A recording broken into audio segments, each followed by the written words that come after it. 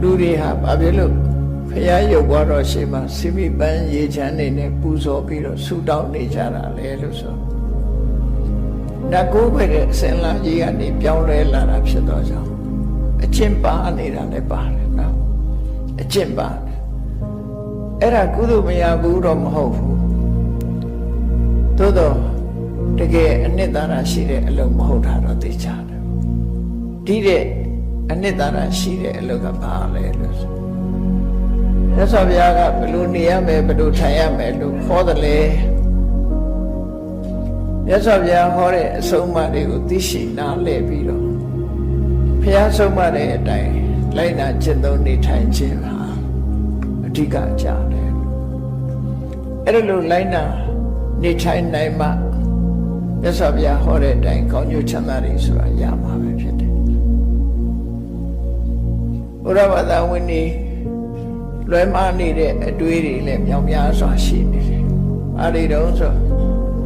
ဒီဘုရားကဆူတောင်းပြည့်တယ်ဟိုဘုရားကဆူတောင်းမပြည့်ဘူးဆူတောင်းပြည့်ဘုရားဆိုတာဟိုသွားဆူတောင်းလိုက်ရင်ဆူတောင်းပြည့်တယ်ဆိုအစွဲလန်းရှိတယ်ဥပမာတစ်ခုပြောပြမယ်နတ်ကိုးဝယ်တဲ့လူတွေကလည်းနတ်ကြောင်လို့ဒီလိုထင်တယ်လူတွေရဲ့အထင်လွဲမှုတွေဟာရှိနေတယ်ဘလို့အထင်လွဲမှုတွေရှိနေတော့ဆိုသစ်ပင်တို့ယောဂဆိုးနတ်တွေဘာတွေကိုးဝယ်တဲ့လူတွေဟာတိုက်ဆိုင်မှုလေးတွေနဲ့ဖြစ်သွားတယ်သူတို့ကိုးဝယ်ပြီးဆူတောင်းလိုက်တဲ့အခါဥပမာမဲ့ထီပေါက်ပြရစီပဲလှုပ်လှုပ်တာအောင်မြင်ပြရစီကောင်းတဲ့လူကရောမကောင်းတဲ့လူကရောသွားဆူတောင်းတယ်ဆူတောင်းတာနဲ့ရတာနဲ့သွားဆုံစည်းတတ်တယ်ဆုံလိုက်တဲ့အခါဒါကဆူတောင်းပြေတာပဲ